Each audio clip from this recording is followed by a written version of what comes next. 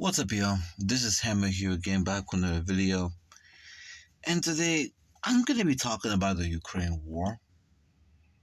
I'm going to be talking about this obsession that white Europeans, Western nations, just the white collective in general has with this war. And just why, not just the black diaspora, but black people in general, especially black nations, just don't care about this war in Ukraine. You know, recently I heard that Ramaphosa, who's the president of South Africa, was planning to do this Africa trip, African peace mission to build Russia and Ukraine.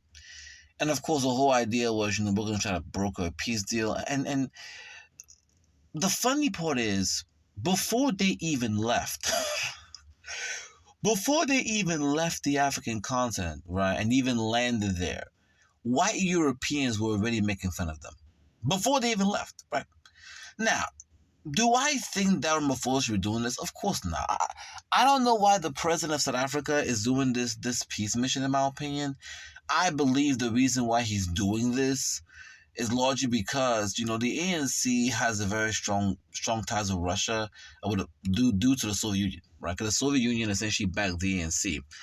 And so because of this, because a lot of people don't recognize that Western nations backed the white apartheid government for like most of the time, right? Western nations only changed around the end when it became clear that black South Africans were going to win. But the Soviets were backing black South Africans and backing the ANC the whole time. So, black South Africans remember that. But throughout this war, the South Africa under the ANC has largely been neutral and in many ways siding with Russia. Because remember, they're also part of the BRICS. And now you have the situation in which potentially Vladimir Putin could show up at the BRICS conference I think this August in South Africa. And of course, with the ICC warrant being issued out, there's a lot of pressure on South Africa to arrest Putin. But of course, South Africa and many black Africans understand the hypocrisy of the ICC, right? Which is like, look, when the United States was invading Iraq, invading Afghanistan, invading Libya, the ICC was nowhere to be found, right? In fact, recently, when the ICC tried to investigate war crimes by the U.S. in Afghanistan, the United States sanctioned the ICC and they pulled back the investigation. In fact, the U.S. is not even a part of the ICC. Neither is Russia. So they were quiet.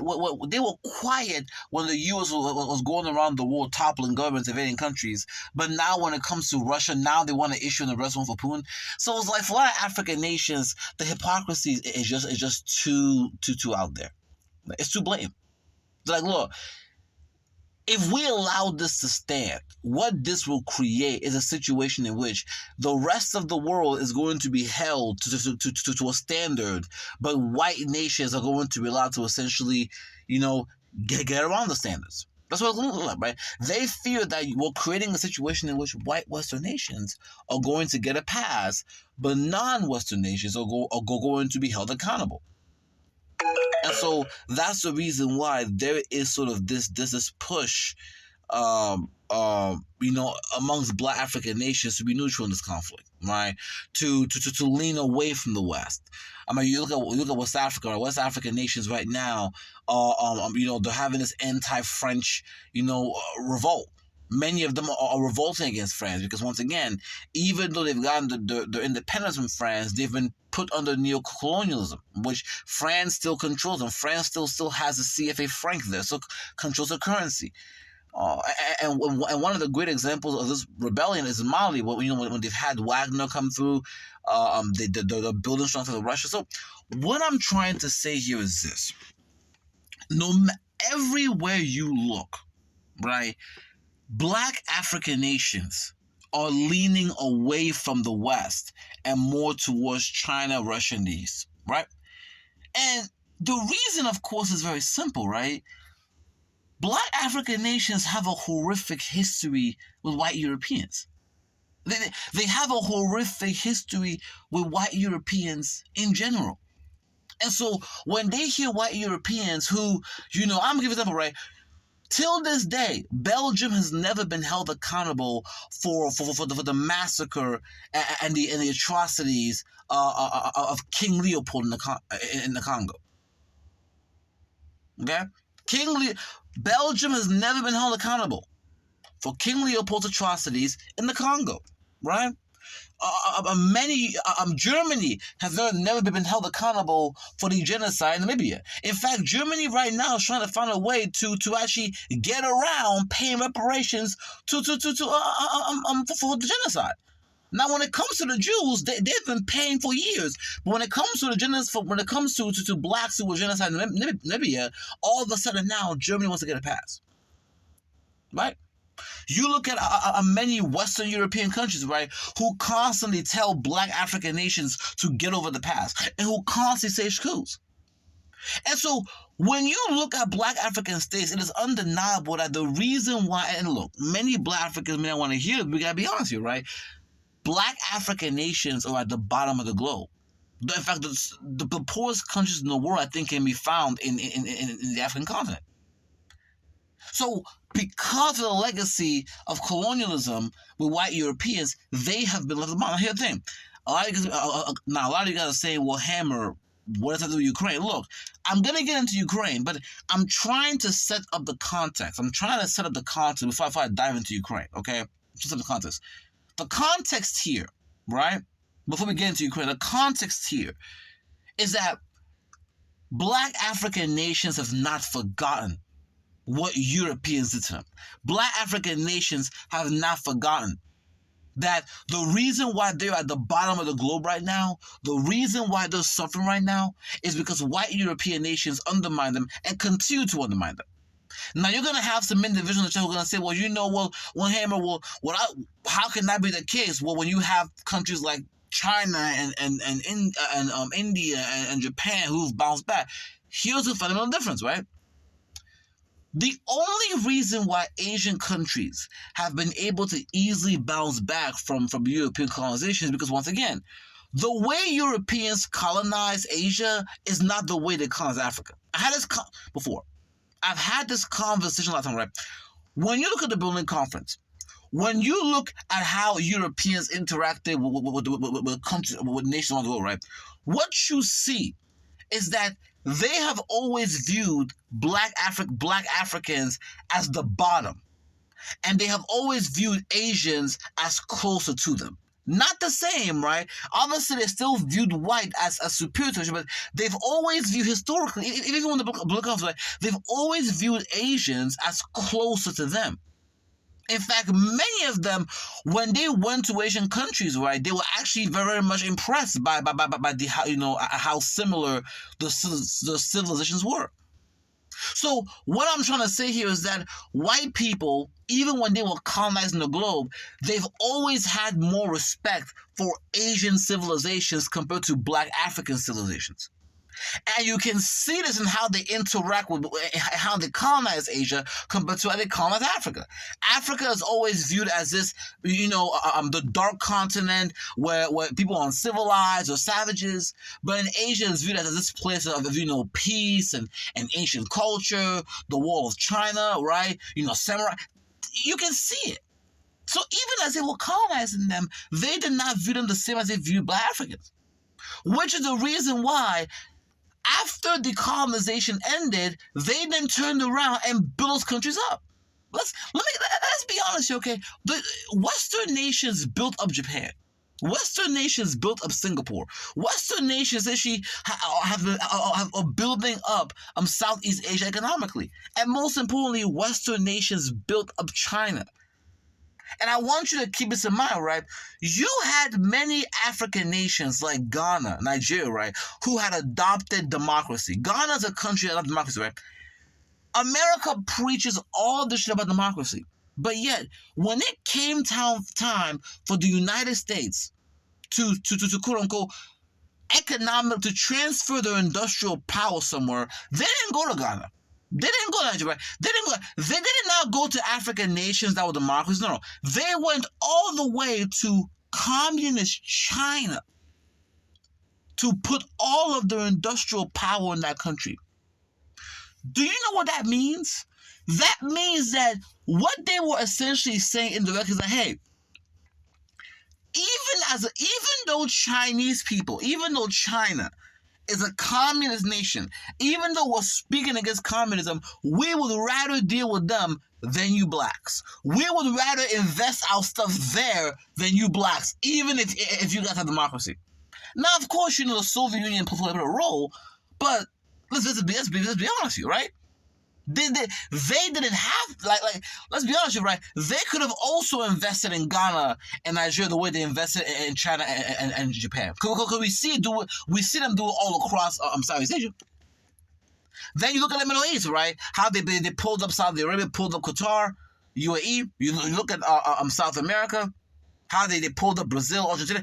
What I'm trying to say here is this: white Europeans, white people as a group globally, it's not just that they view blacks or black Africans at the bottom of the hierarchy. They have treated black Africans at the bottom of the hierarchy. And even when it came to colonization, right, the way they colonized the rest of the globe was not the same as Africans. I would say the only people that had it worse than black Africans were Native Americans, because they were just completely wiped out. But outside of them, black Africans had the worst when it came to European colonization. And then even after African nations got their independence,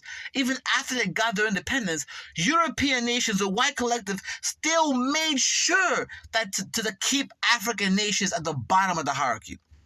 Still made sure.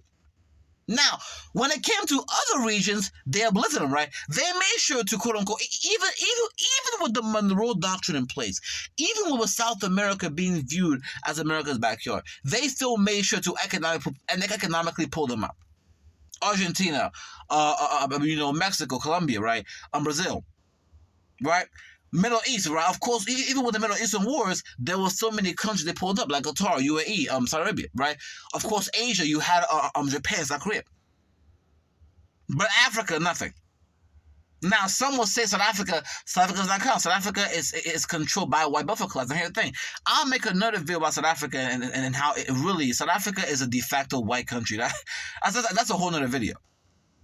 But but what I'm trying to say here fundamentally is that the context for what's happening in Ukraine is that you have a continent of people who have had it the worst. Outside of Native Americans in the Americas, black Africans have had it the worst. And on top of that, they have been systematically kept at the bottom by the white collective. And so fast forward the Ukraine war, when you see, Russia going in there, bombing Ukraine, destroying Ukrainian civilians, black Africans, when they look at Ukraine, they feel a lot of resentment and anger. And see, I don't think white Europeans really understand the amount of resentment and anger and just deep hatred a lot of us have for the West. Because we see how when it comes to things that happen, and by the way, this is not just black Africa. Because remember, black people across the world get the same treatment, right? Because even here in America, right, white folks will talk all this stuff about the Holocaust, but the moment slavery comes up, all of a sudden now, you need to get over the past. So it's the same behavior, right? I'm talking about black African nations largely because those are the countries that are mainly, those are the biggest numbers of countries that are choosing to abstain when it comes to Ukraine. In fact, just recently, you had the BBC make a video saying, why are so many African nations abstaining when it comes to Ukraine? I wanted to slap all those Anglo-Saxons. But here's the reality, look. When black Africans look at Ukraine, there's a lot of anger and resentment. Because they see how whenever the conversation is about Congo, whenever the conversation is about genocide, whether it's in Namibia, whatever the conversation is about all the atrocities Europeans have done in Africa, but specifically black African nations, right? The response they get is, get over it. Stop complaining. Stop being a victim. Why do you care? Pull yourself up, right? In other words, the same response that black Americans get here in the States. Right? White Europeans give the same response to black Africans. So we get the guy responds all the time, right? Get over it. Stop complaining. Get over it. Stop complaining. Right? And whenever you have conflicts that emerge, many of them are many of these conflicts being fueled by the West. But when you have many of these conflicts emerge, they get no attention. Right? In fact, it's always framed that it's Black Africa's problem. Okay? Because remember, when they say Africa, right? Look, you guys need to understand. When the world looks at Africa, they don't look at Africa the same, right? They separate Africa based on race. The reason why they say Sub-Saharan Africa is not meant to just represent, people who live below Sahara. Sub-Saharan Africa is meant to be a racial demarcation line. That's what it's for. It's meant to be a racial demarcation line, and it's meant to represent those. In other words, Sub-Saharan Africa is where the blacks live. That's what it means, right? When they say Sub-Saharan Africa, they're not just meaning folks below the Sahara. They're meaning this is where the blacks live, right? And North Africa is where the non-blacks live. And so whenever they talk about African nations, they always say what? Oh, conflict in Sub-Saharan Africa. We know what they mean. And they will laugh. See, when conflicts and war and things happen to Black Africans, they laugh. When stuff happens to Black people, they laugh. Right? Stop complaining. Get over it, right? Oh, you guys are just victims. But the moment we start seeing white kids get gunned down in Ukraine, the moment we start seeing white people get gunned down in Ukraine, the moment we start seeing white Europeans get gunned down in Ukraine, oh my God, the world needs to stop. We have to sanction. This is a violation of the UN, this is crazy. They're just screaming, going across the world, sending billions of dollars to Ukraine. And by the way, it's not just Black Africans who are getting the shit, right? Look at Black Americans here, right? They'll tell Black Americans no reparations for you, but at the same time, we got billions of dollars for Ukraine. So just when you look at this Ukrainian conflict, it's easy for a Black person to be angry and resentful, because when they see the amount of attention, support, and love that these Ukrainians are getting from the white collective, and they see how that same attention and love is not given to them, because in other words, right, whenever the conversation is about Black people's struggles, Black people's pain, whether it's in Africa or the Black diaspora, the world is quiet. The world does not care. White people don't care. They tell you to get over it. But the moment a white European country or a white nation gets attacked or white people get hurt, all of a sudden now we all need to care. I have said it before. The only reason why the Western world cares so much about Ukraine because Ukraine is a white country. That's all it is. Now, here's the thing. You're going to have people who are going to say, well, Hammer, you're over-exaggerating. I'm actually not. This is what they're saying. Let me give you guys a good example, right? When Russia decided to invade Ukraine, I believe last year, right? You had videos of Black Africans being attacked. So you had some Black African migrants Black African students who were trying to flee, right? They were being attacked. You had videos of them being told to go to the back of the bus. You had videos of them saying, white Ukrainians first. And the crazy part is, Western media completely ignored this. The only reason it was even talked about is because the Black diaspora brought it up, especially Black Americans here brought it up. Because it literally looked like Jim Crow America. But see, it wasn't just that black African students were attacked or mistreated, right? You literally had European politicians that were going on television and saying, hey, we need to open our doors and allow Ukrainian migrants to come. And one of the main things they said was, hey, these people are not like the people from Syria or Afghanistan. These people are not like the people from Sub-Saharan Africa. These people are from Ukraine. These people are European. These people are just like us. This is what they were saying, loud and proud. Loud and proud. They were saying this with their chest.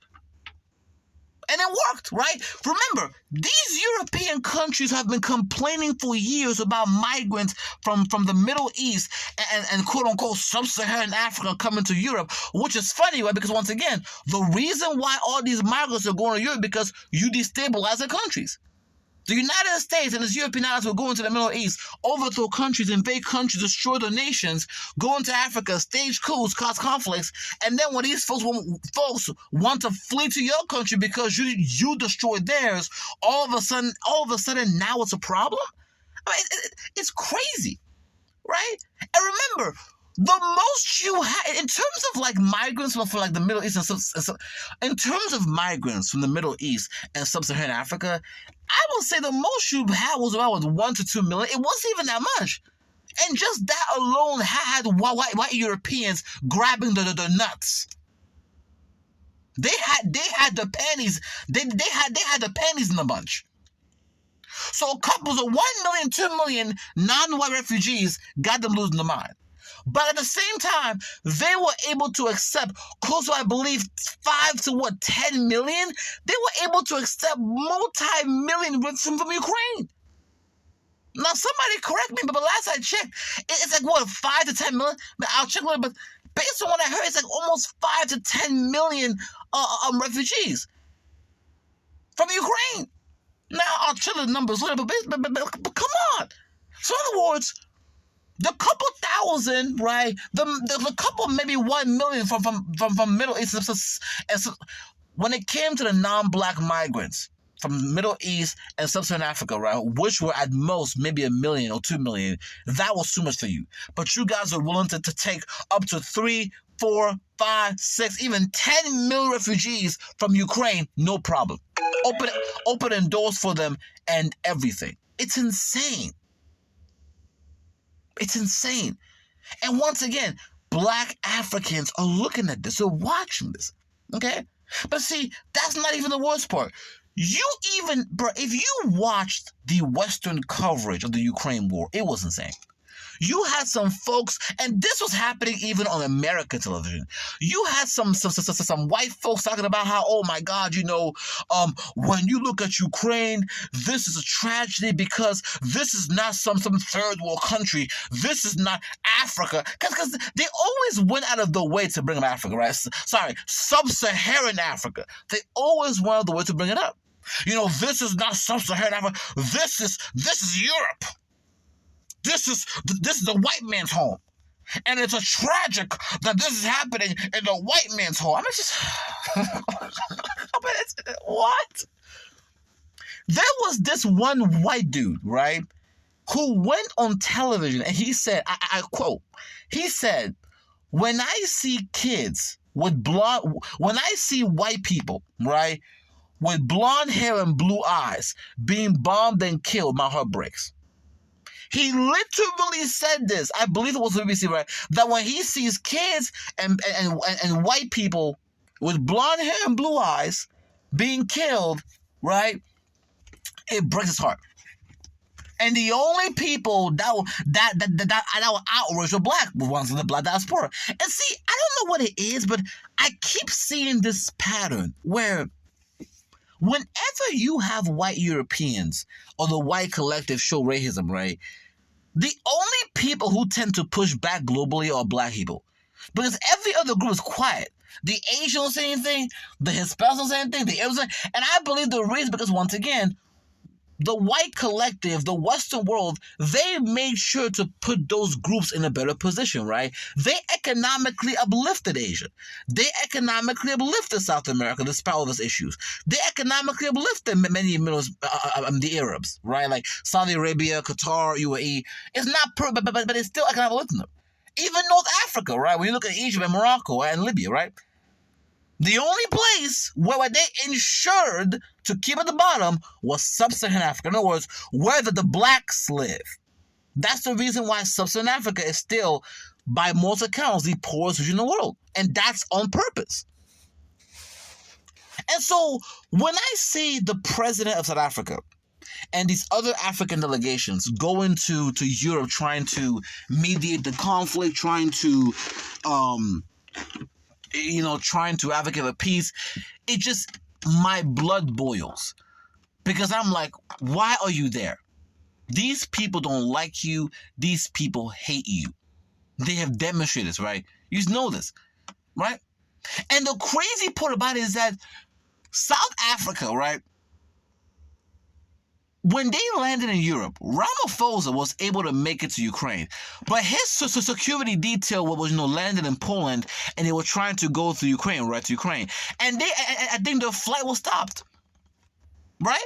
For hours. In fact, I believe it's still there. So it's like, bruh, even when you guys are going to Europe to try to quote unquote, I guess, show that you care, they can't help themselves but remind you that you're nothing but you're nothing but a black African to them, than a black person.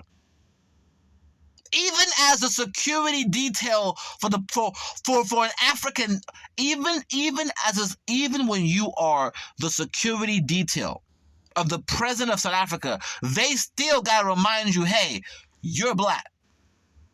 They still gotta give you that treatment. And it's like, now they will never do this to another country.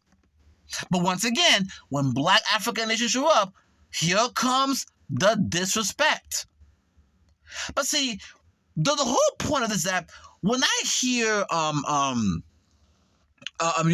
white Europeans, when I hear America, when I hear Ukraine, because recently you had the foreign minister of Ukraine talk about how, why are there so many black African nations who are choosing to abstain from the U.S.? Like, bitch, shut the fuck up. Because once again, you guys have never addressed the fact you have black people, black Africans being attacked in Ukraine, but you're talking to us about Russia? I mean, it's crazy to me. But see, it's the entitlement. It's the entitlement. And the crazy part is, once again, when you look at those United Nations votes, and by the way, because people don't understand, right? The United Nations has been holding a lot of referendum votes, in which the votes are meant to condemn Russia. Most of the globe has largely voted with Ukraine, right? But once again, these resolutions are non-binding, so they're largely symbolic and they don't really mean anything. Africa is, black African nations, although some vote for it, they're the only group of nations that have largely abstained. Most of them, a large percentage of them, right? You have some who vote symbolically, but they are the largest group. And so, when you look at the map, it's clear. Most of the countries that are the least invested or most uninvolved are black African nations. And the history matters. The history matters. And so when I hear the United Nations, Ukraine, all these countries ask, I said, why should we care? Why should black Africans care? Why should a black diaspora care? And once again, the reason why I say black people don't care, because once again, it's not just black Africa, it's a black diaspora. Because even here in America, right, even in the Caribbean, we see the hypocrisy. We see how you guys react to Ukraine compared to other countries. Whenever it's atrocities committed against black people, it's get over it, stop complaining. But the moment white kids get killed, the moment a white person gets gunned down, now it's a problem. That's why I say I don't give a fuck. Look, I'm going to keep it with you guys, okay? This may get me in trouble, but I'm going to keep it with you. I actually, in many ways, and you guys say what you guys say, but I, in many ways, enjoy seeing Ukraine get destroyed. And I'm just going to say it. I genuinely enjoy seeing that country get destroyed. And I'm going to tell you why. Because for so long, I have seen black people, not just in Africa, globally, suffer over and over and over and over again, and nobody cares. Whether it's black Africans, whether it's a Caribbean, I'm like, Jamaica is still asking for reparations. They're still asking for reparations. Whether it's black people in South America, I'm like, just recently I learned about how apparently Argentina genocided the black population too. And then we look at America, for so long, black people have suffered so much, and nobody cares. And white Europeans, white folks get to sit up, and by the way, look, they get to sit up on their tables, cross their arm, and just laugh, niggers. And so, yes, it is very refreshing very refreshing to see whites in pain. It is very refreshing to see white kids get gunned down. It is very refreshing to see white people have their cities be torn apart. It is very refreshing to see white people be in a desperate position. It is very refreshing. And yet it's not enough, because I believe that until they experience this pain collectively, it's not going to be enough. I have always suspected that the only reason why they say what they do to Black Africa or to the Black diaspora is because it happens to us. In other words, the reason why they'll tell a Black American, a Black Caribbean, a Black African to get over the past, stop complaining, is because, once again, it happens to Black people. But I've always suspected that the moment white people, the moment the tables turn and it happens to them, they won't be saying the same thing. They are right now calling for Russia to pay reparations. Listen to what I'm saying.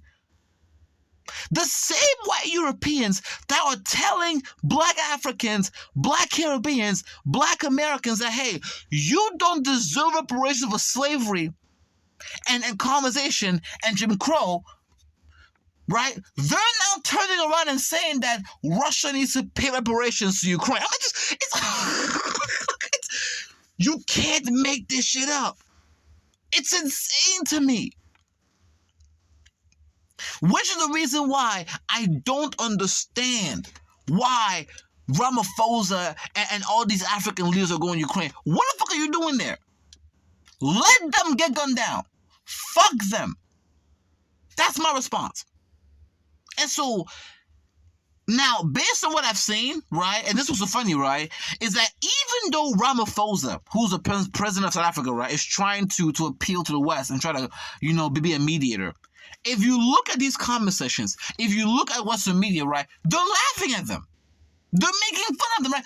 You literally went out of your way to try to show some kind of humanity to these white Europeans, and they're making fun of you, laughing at you.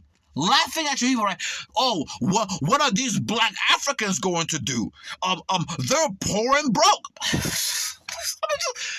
Man.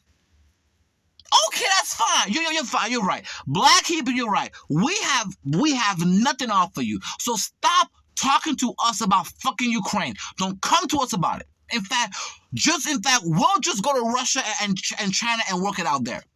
In fact, we'll just go with the Russians and say, you know what? Ukraine, give me territory. Let's do that. But see what's so funny? The moment Black Africans do that, the moment they fully side with the Russians against Ukraine, now it's a problem. But when they're insulting you, no issues there. Anyway, although I'm disappointed that these Black African leaders have went to Ukraine, I am happy the fact that Europeans are showing them racism, are showing the true faces, and it looks like the Black diaspora and Black Africans can see it, and they're responding. And many of these Black African leaders are going to Russia next. But I feel like when they return from this trip, it's going to just reinforce this indifference, if not hatred, towards the West. And what Ukrainians need to understand is this, okay? It's not that Africans hate Ukraine per se, right? It's that the people who are the white Europeans, Western nations that are backing you, these nations are responsible for the suffering that the Black collective is going through. And so when Black Africans and the Black diaspora see how much support you're getting from them, the resentment they have towards the West, the resentment they have towards white Europeans, the resentment they have towards the white collective gets directed towards you. And that's the reason why, out of all the regions, out of all the continents in the world, the continent that has abstained the most when it comes to Ukraine votes in the UN has been sub-Saharan African countries or Black nations. It is what it is. It is what it is. This entire fiasco is just funny to me. Because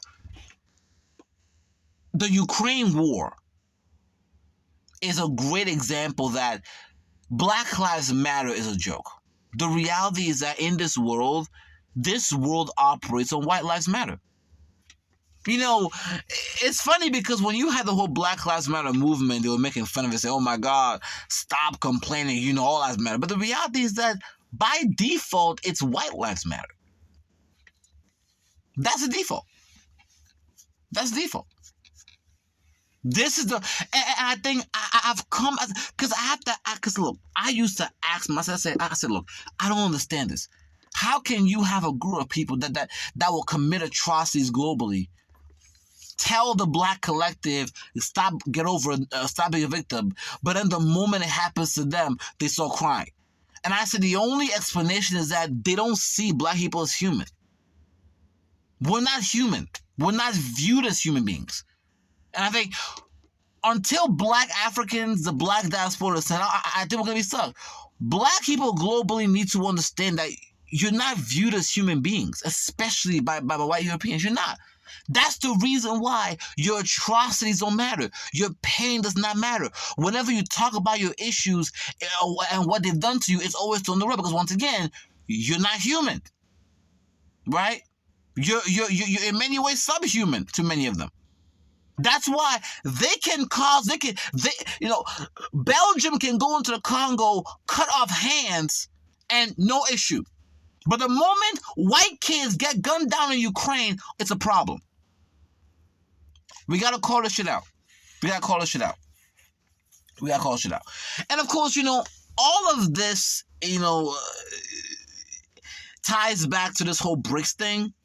Because South Africa, of course, is a part of the BRICS. And the BRICS is meant to be, the BRICS essentially China, because let's be honest, China controls the BRICS, right?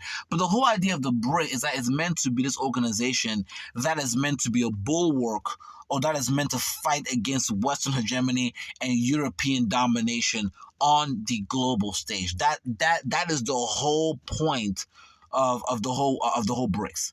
And the reason why many African nations tend to align themselves, or align themselves more towards the BRICS, because once again, right, the resentment and the hatred they have towards Europeans, right? Europeans and white people are the reason why Black people are at the bottom globally. And whenever you bring this up, here comes a white European, here comes a Caucasian. Oh, well, it's because y'all are subhuman. Well, it's because, y'all didn't build anything. It's crazy, right? And so Black South Africans in the Senate, this is the reason why, despite all the pressure from America, they've remained the BRICS and they've largely sided with Russia, because they understand the hypocrisy of the West. In fact, they remember how the United States and Western countries backed Charles de Klerk. The United States and Western countries backed apartheid South Africa until the end. Okay? It was the Soviets and quote-unquote non-white countries that were standing behind the ANC and Black South Africans. Western nations only flipped at the end when it became clear that Black South Africans were going to win that struggle. And they haven't forgotten that. And so now that you have, the BRICS conference that's going to be held in August in South Africa, and Putin potentially visiting, a lot of Western nations are trying to pressure, Black South Africans to arrest Putin and say, the ICC has an arrest warrant for him. But once again, why is South Africa, why are Black African nations a part of the ICC? The ICC has become nothing more than essentially a proxy for white Europeans to project their power. Because once again, the ICC does not prosecute war crimes committed by white people. It does not prosecute atrocities committed by European countries. They're going to pass. In fact, when they tried to investigate the U.S. for war crimes in Afghanistan, they got sanctioned and they backed down. But they'll go after other countries.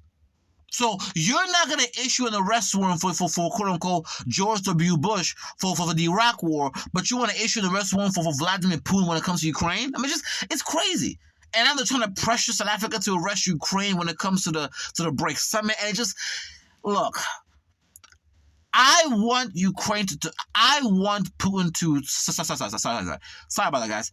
I kind of misspoke. Now they want South Africa to arrest Putin.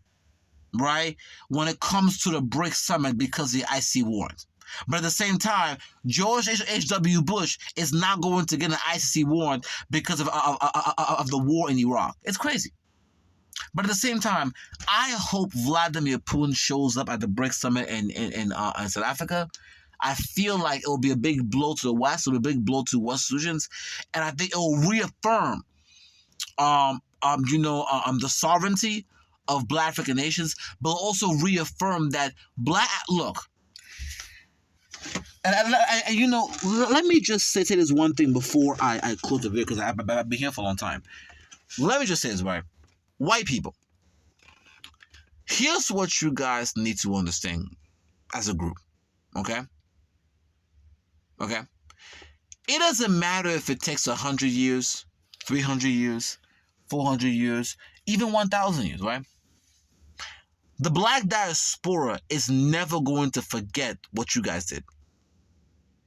And the longer it takes for Black people to bounce back, the more intense the hatred and resentment will be. And I feel like until they understand that concept, they're not going to understand why Black people don't care about fucking Ukraine.